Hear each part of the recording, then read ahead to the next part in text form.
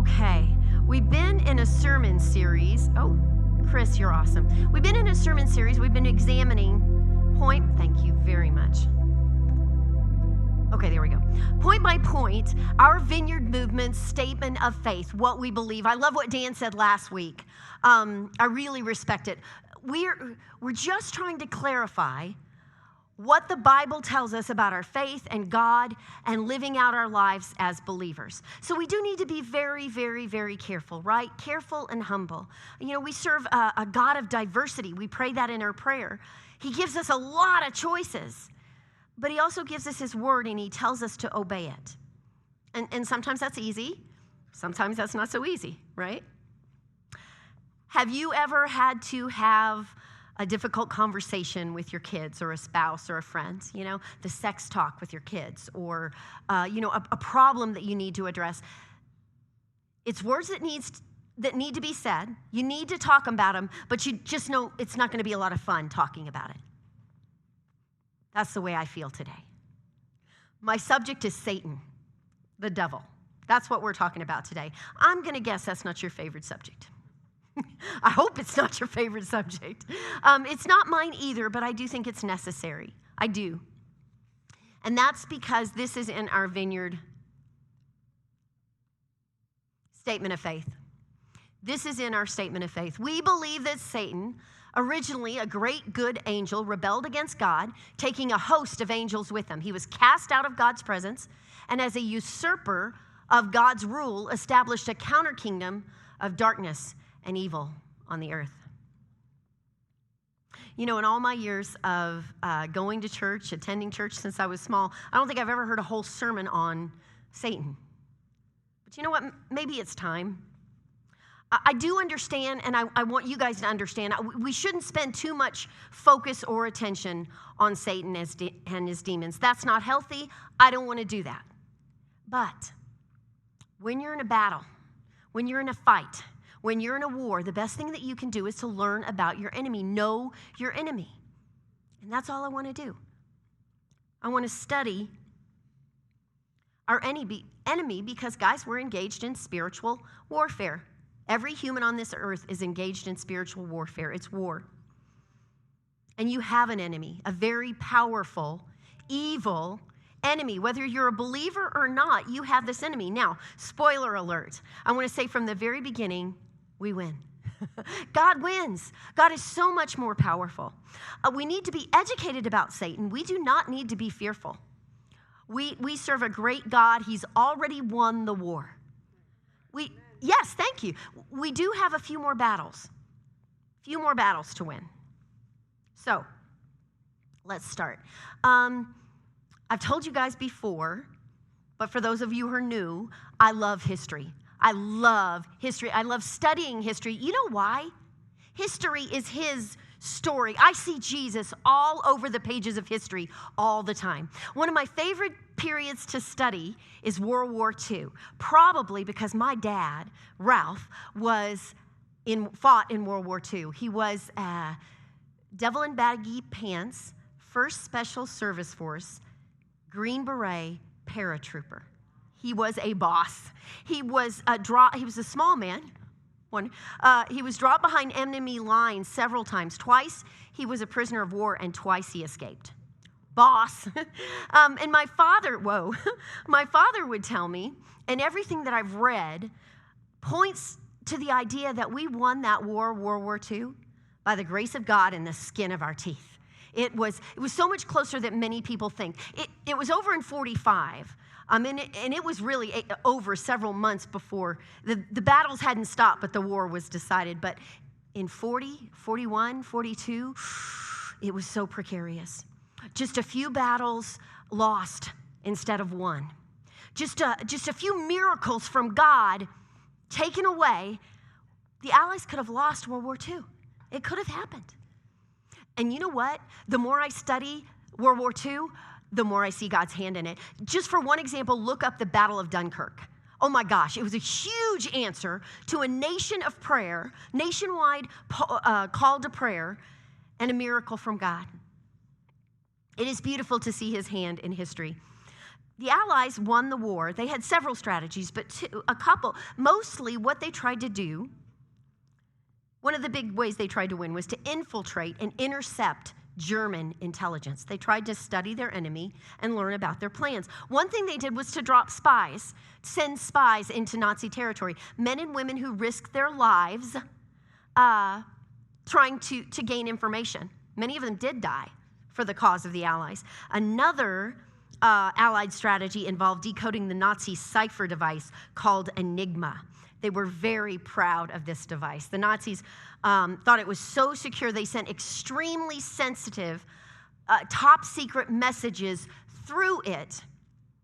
And they didn't have a clue that as early as the mid-1930s, Poland and Britain had used cryptanalysis to break the code. They were intercepting those messages. Right, Shelley? She's in my book club. We're reading a book about that. When they let me pick, it's always World War II, right? These are two strategies the Allies used to win the war. That's all I want to do. I want to learn about study our enemy a little bit so that we can win the war. It's not unlike, my husband loves football. It's not unlike when Bo Nix and the Broncos study the Chiefs or the Jets, right? They learn their strengths and their weaknesses and their plans so that they can have victory over their opponents in a football game. Friends, this is spiritual warfare. Where did my slides go? This is spiritual warfare. It's war, it's not a game. Chris, my slides aren't working again. I'm so sorry. Yeah. This is not one of my favorite sermons. This isn't going to be one of your favorite sermons. You're not going to go, oh, that really inspired me, Jen. No. But you know what? It's necessary. We need to do this. That's okay with me. Let's get through it. Let's study and learn about our enemy, his schemes, how to resist him. Let's get to know who he really is, the powers he has and doesn't have, and the strategies he uses to attack us humans who are the image bearers of his enemy, God. Luke 10:18 says, Jesus replied, I saw Satan fall like lightning from heaven. The first point I want to make very clear is that Jesus is very real. Satan is real. Satan is very, very real. Hell is real. In fact, because they're eternal, Satan and hell are more real than anything else in this room except us people. Absolutely, they are real. I think most of you as believers know that and understand that, but I really want to hammer it in because ever since the Enlightenment age, Satan has done a really good job at hiding himself. Especially in the educated people of this world. The more humans grew in intelligence and industrialization and in widespread education, the more Satan's hid himself. Thank you. We began to see belief in demons and the devil as simplistic and primitive. Today, culturally, a lot of us, maybe not you guys, but a lot of people equate demons and the devil with witches and fairies and mythical creatures. In our intellectual sophistication, we often look down on cultures that really still believe very strongly in the spiritual world. You know what I think? I think it's our sophisticated intellectuals that view Satan as a cartoon character. I think they're being narrow-minded. I think they're being too simplistic. It's too simple. And I say that because of this, World War II. Let me go back. History teaches us so much. Oh, yeah. Thank you, guys. Oh, yeah. Okay. Thank you. I say that because of this. Around the time of the 20th, around the time of the turn of the century, 1800s to 1900s, there was a very popular idea among educated people that all we had to do was a growing belief that the human race could stamp out or at least greatly reduce the problem of evil by widespread education and the reduction of poverty. It sounds like a good idea, doesn't it? Yeah, as long as we educate and feed people, it'll be better.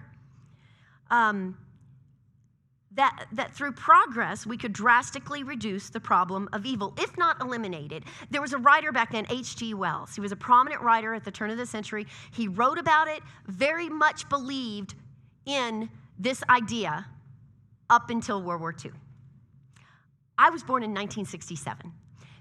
And my generation and all the generations born after me has always seen America as a superpower, right? We've always been the most powerful nation in the world, right? At the turn of this 19th century, in H.G. Wells' day, that was actually Germany. Germany was the most powerful nation in the world. It was called the Weimar Republic back then. And it was the most elevated social system on the planet in terms of culture, education, the arts, medicine, psychology, research. Not all, but most of the most brilliant minds in the world at that time, Einstein, Nietzsche, Freud, were inside that incredible system. And that very educated, very sophisticated system gave birth to the Nazi Party, one of the most evil governments ever, right? In 1945, that's the year World War II ended, H.G. Wells, that writer that so believed that education and stamping out poverty could alleviate or maybe even eliminate evil, he wrote a rebuttal. And it's called A Mind at the End of Its Tether. Doesn't that sound desperate?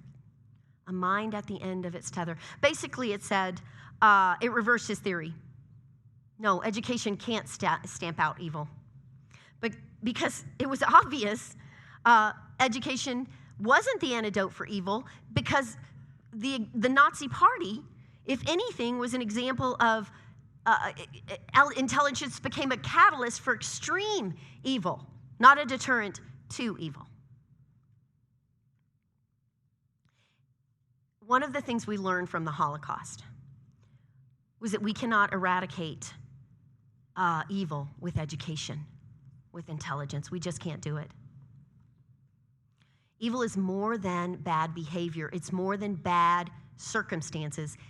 Evil is a spirit. Satan is very, very real. Next point I want to make, again, you're not going to like it. I don't like it. The problem is it's true. Satan was the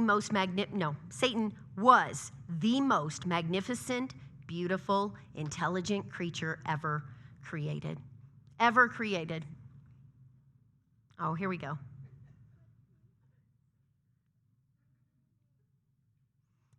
We can just turn it off. I'm so sorry. I'm going to work on that. Ezekiel 28:13 through 17. God is talking. He's talking to the king of Tyre, but you'll see in these verses, he's really talking about Satan. You were the seal of perfection, full of wisdom and perfect in beauty. You were in Eden, the garden of God. Every precious stone adorns you: carnelian, chrysolite, and emerald, topaz, onyx, jasper, lapis, lazuli, turquoise, and beryl. Lazuli? What is that? Sounds beautiful. The workmanship of your timbrels and pipes were prepared for you. Thank you so much. On the day you were created, you were anointed as a guardian cherub, for so I had ordained you. You were on the holy mount of God. You walked among the fiery stones. You were blameless in all your ways. From the day you were created till wickedness was found in you. Through your widespread trade, you were filled with violence, and you sinned. So I drove you in disgrace from the mount of God, my typing error, from the mount of God, and I expelled you, guardian cherub, from among the fiery stones. Your heart became proud on account of your beauty, and you corrupted your wisdom because of your splendor. So I threw you to the earth. I made a spectacle of you before kings. This is about Satan. Lucifer was Satan's angelic name. And I didn't know this up until a few days ago. Do you know what Lucifer means? Bearer of light, morning star, shining, brilliant light. How ironic. The king of darkness's original name meant bearer of light. It's a beautiful name, but you know what? We don't name our kids Lucifer, do we? He's totally ruined it for us, right? We learn in these verses Lucifer was the guardian cherub. He hovered over. Cherubs were angels that worked in God's throne room, or work in God's throne room.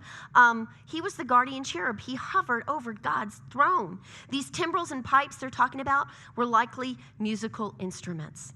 Satan was likely a worship leader, maker of heavenly music. I so often, I do this all the time. I think of Satan as this grotesque, ugly, disgusting thing, but the Bible's telling us right here he was the perfection of beauty. The Bible tells us there were 3 archangels, Gabriel, Michael, and Lucifer. So he was not just an angel, he was one of the chief angels. The Bible lists 3, there might be more, but it looks like there were 3 chief angels. Lucifer was one. Isaiah 14:13, you said in your heart, I will ascend to heaven. I will raise my throne above the stars of God.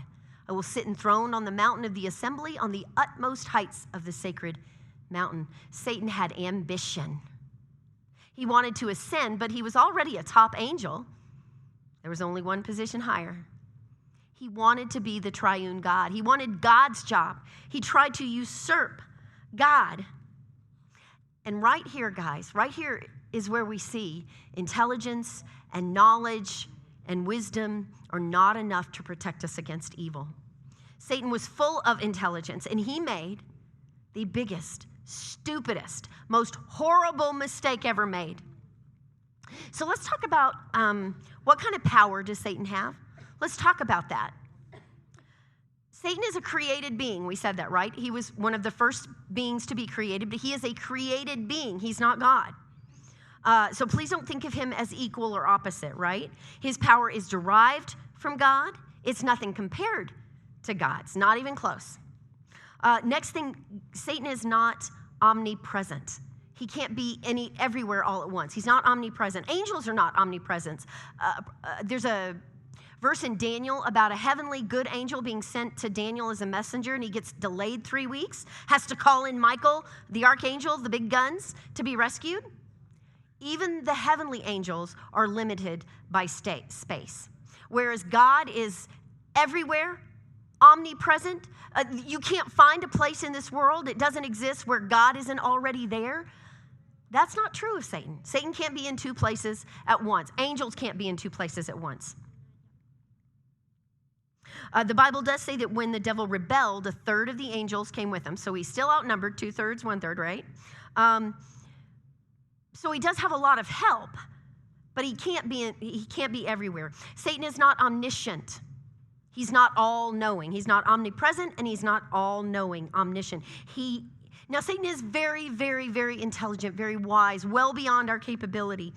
And with those fallen angels, it really does look like he's put together a very highly organized, efficient network of powerful spiritual beings, of which he is the chief. Remember back in March, we were talking about the book of Mark, and in chapter 5, Jesus encounters a man that is possessed by a legion of demons. Remember that? We were talking about it, and in studying, we saw that the demons, as soon as they recognized Jesus, they immediately had that man drop to his knees. They submitted and begged for mercy. There was no battle. There was no challenge of power. They immediately submitted. They knew they had to submit to God. They begged for mercy. They asked for 2 things. Don't throw us out of the region. Throw us into the group of pigs, right? They wanted to stay in the region. This verse, and there's some other verses in Daniel and Revelation, imply fallen angels have territories, right?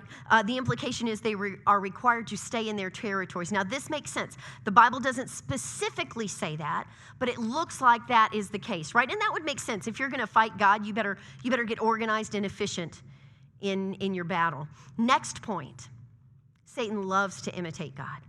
Satan loves to imitate God. Satan doesn't have an original bone in his body. He really doesn't. He copies everything God does. And you know what? Study history. Again, it points to Jesus. When you look at history, all the great men of this world, pastors, astronomers, explorers, scientists, they're interesting, they're different, they're original, they're creative, they're beautiful. Look at the bad men of history. Steal, kill, destroy, rape, pillage, plunder. They're all the same. Okay? Look at it. Just study it. Satan loves to copy God. Again, he's not equal and opposite. You know, it's not this great force of evil versus this great force of good. If you might think of evil more like a cancer or a parasite, it has to have good to exist. So it attaches itself to good and it feeds on the good. There is no such thing as pure evil.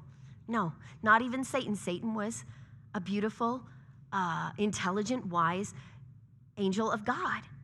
He's just completely corrupt at this point. Completely corrupt. And so he's still trying to be God. He mimics everything God does. Satan wants to be God. 1 John 4:1. Beloved, do not believe in every spirit, but test the spirits to see whether they are from God. For many false prophets have gone out in the world. 2 Corinthians 11:13-15. For such men are false apostles, deceitful workmen, disguising themselves as apostles of Christ. And no wonder, for even Satan disguises himself as an angel of light. So it is of no surprise if his servants also disguise themselves as servants of righteousness. Their end will correspond to their deeds. Satan takes these beautiful, creative, original ideas that God gives us, and he corrupts them. God gave us love. Maybe the best gift. God gave us love. God is love. Satan tries to get us to settle for lust. God gives us joy, wonderful joy. Satan tries to substitute pleasure for joy. God gives us this incredible ability to repent.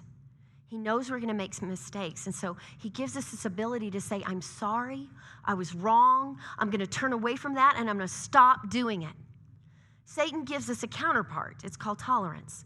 You know what? I don't think what I'm doing is very wrong. I don't think I'm really hurting anybody. So I'm going to keep doing it and I'm not going to change. God gave us the best gifts ever. Best gifts ever in Jesus' birth, Christmas, and Jesus' death and resurrection, Easter. And Satan tries to distract us with Santa Claus and the Easter Bunny. Don't shoot me. I don't think they're all bad. I do think Santa and the Easter Bunny can be a huge distraction to the real meaning of Christmas and Easter. I could keep going. We could be here all day. I could talk. Satan over and over and over in the Bible, he tries to copy God. That's all he's got left. Since Jesus' death on the cross, he knows he's lost. God's ways are so good, so wonderful and beautiful and amazing. They're just not often comfortable or easy at first. Satan's ways are comfortable and easy. Very often, they're comfortable and easy at first. They're always deadly in the end. They're always deadly. In the end, this is one of the reasons I love Vineyard. Vineyard movement talks a lot about the upside down kingdom. You know, the natural world, what the kingdoms that we're used to look a certain way. God's kingdom looks very, very different than the natural world. Jesus tells us in his kingdom is made up of the poor in spirit, the mourners, the meek, the merciful, the peacemakers. The natural world sees these kinds of people as insignificant, undesirable. Jesus says in his kingdom, the greatest among you, they're going to be your servants. Is that the way it works in the natural world? No. Jesus says we win by dying to ourselves. We win by dying. Jesus won by dying, right? His apparent defeat and humiliation on the cross was really the defeat and humiliation of his enemy, Satan. Satan must have felt really fabulous for 3 days. Then Jesus conquered death, rose out of that grave, and Satan knew, from that point on, he knew he's defeated. And he's desperate. He is so desperate. Thank you. So what does he do? He still copies God. He copies God all the time. So let me ask you this. How do you know when it's from God and when it's from Satan? Sometimes it's obvious, right? Sometimes it's not so obvious. How do you know? Well, when you're trying to spot a counterfeit, the best thing that you can do is to really, really, really, really, really get to know the original. Study and know God's word. Commune with him, pray with him, talk to him. Know what real truth really is, and don't settle for less. Don't settle for comfortable and easy. Last point, and we'll wrap it up. There are 3 things that Satan just can't copy. There are just 3 things he is not able to copy, and they're beautiful gifts from God. The world is going to tell you they're not beautiful gifts. They are absolute beautiful gifts. Believers will know. They're not comfortable or easy at first. Number 1, a willingness to suffer. Satan cannot copy that. I consider that our present sufferings are not worth comparing with the glory that will be revealed in us.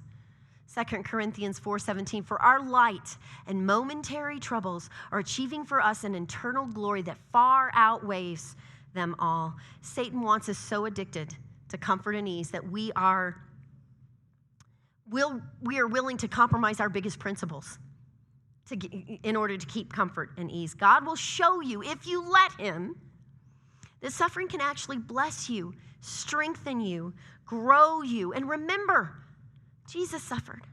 We serve a God that suffered and died for us. Now, I'm going to repeat that. A willingness to suffer, not an eagerness to suffer. Not I'm looking for ways to suffer. I don't want to suffer. I don't want you guys to suffer. I hate it. But I'll tell you this. It was in the worst times of my life that I felt God's presence the most. And I miss that feeling. I don't want to suffer. I don't, but I miss that feeling. Where do you think we get this crazy idea that if we're suffering here, there is no God? Now, I hope nobody is going through anything emotionally, just overwhelmed with emotion. I know emotion clouds our judgment. But just using your noggin, our sense of reason, how does that make sense? Just thinking about it using our reason. The Bible doesn't tell us that. The world doesn't tell us that. Everybody suffers. Where do we get this idea that if we're suffering, there is no God? It's got to be from Satan. It's got to be straight from the pit of hell. And I do get it. I do. I've seen people, so many people let their emotions overwhelm them and tell them, you know what, there's no God because I'm suffering. I don't know if this is true in every case. I think sometimes what that means is I'm really mad at God. I don't think they don't believe in God. I think they're just really mad at him. And you can be mad at him, yell at him, scream, holler, be mad. He can handle it. He's a big God. But when you take him out of the equation and say he doesn't exist, don't do that. Number 2, things that Satan can't copy. Love of our enemies. Love of our enemies. Not easy, but beautiful. Matthew 5:44-45. You have heard it said, love your neighbor and hate your enemy. But I tell you, love your enemies and pray for those who persecute you, that you may be children of your Father in heaven. He causes his sun to rise on the evil and the good and sends rain on the righteous and the unrighteous. God loves all of us. He loves all of us, even his enemies, and he wants all of us to join him in heaven, in his presence. And Satan knows he's already lost. And the only way he can hurt his enemy, God, is to steal his children, to take some of those children that have been given free will and a free choice with him out of the presence of God forever. It's not what we're made for, but that's what, so Satan hates everybody. Worship team, would you guys come back on up? Ministry team, would you come up? We need lots of worship and we need lots of prayer. And this is the big one. This is the last thing that I see that Satan can't copy. A transformed resurrection life. Satan can't create life. Satan cannot create life. He's the king of darkness and death. He can't create life. You know, at the very end, in Revelation 13, Satan knows time is running out. This earth as we know it is almost gone. And he's desperate, even more desperate than he is right now. He has this ally, the beast, and it's kind of his copy of Jesus. In fact, the beast appears to die. It's a copy of Jesus dying on the cross. He's trying to fool us into thinking that he's God. So the beast appears to die, but you know what? It's a fake. It's a fake because Satan cannot raise people or anything from the dead. Only Jesus can. There's another example. You guys go back in Exodus and look at the 10 plagues. God's people in Israel were enslaved in Egypt, right? They were slaves and God for 400 years. And God uses Moses and Aaron to rescue them and bring them to the promised land. But they got to get out of Egypt first. And Pharaoh, their king, is controlled by Satan and evil, and he won't let them go. So God sends these plagues over and over and over again. It's hilarious. I won't go through all of them, but just a few. At one point, Moses strikes the waters of the Nile, and the waters turn to blood. And you know what? The sorcerers and the magicians are able to copy that. They turn the water into blood. Why would they do that? This is their land. But then another time, Moses and Aaron cover the land with frogs. There's a plague of frogs, and it's devastating to the land. The Egyptian sorcerers and magicians do that too. Again, this is their land, but Satan doesn't care about the Egyptians any more than he does the Israelites. He's not on anybody's side. Then there's a plague that comes around that the sorcerers and magicians can't replicate. The plague of the gnats. God told Moses and Aaron to strike the ground and raise up dust, and all the dust turns into gnats. And guess what? With all their secret arts, they're not able to copy that one. They can't copy bringing to life little gnats. Satan can't bring to life one little solitary little gnat. We serve a God who died for us. He died himself and came back to life. He is the author and perfecter of life. He is the only one that can give you resurrection life.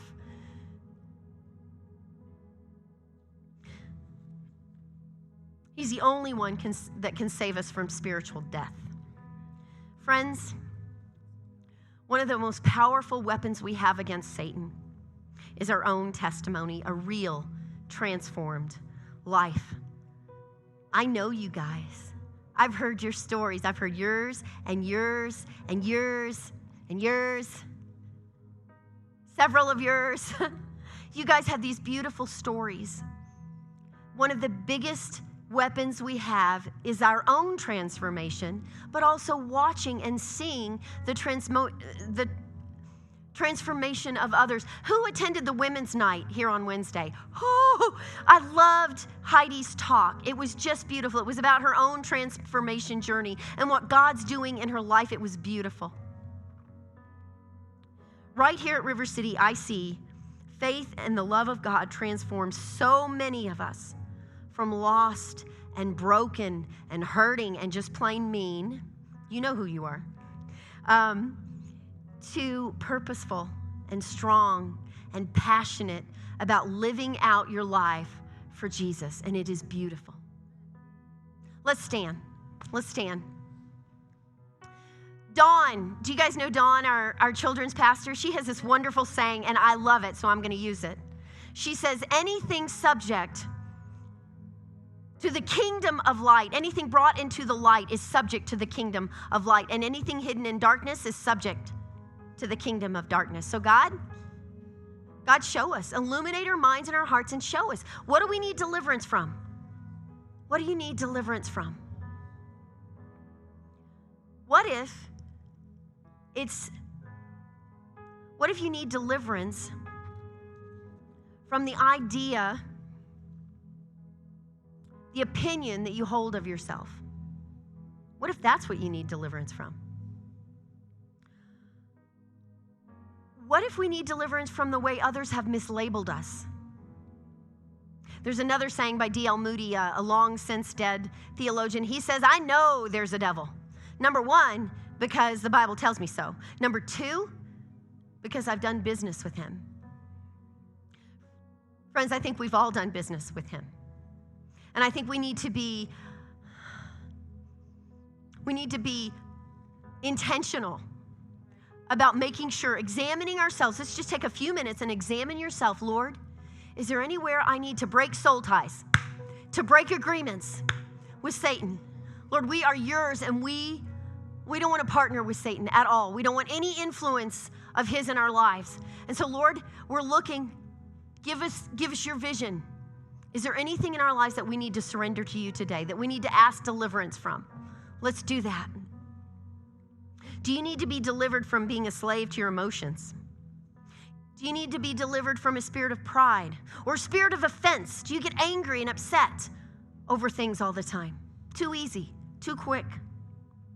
You know, see, darkness has a power.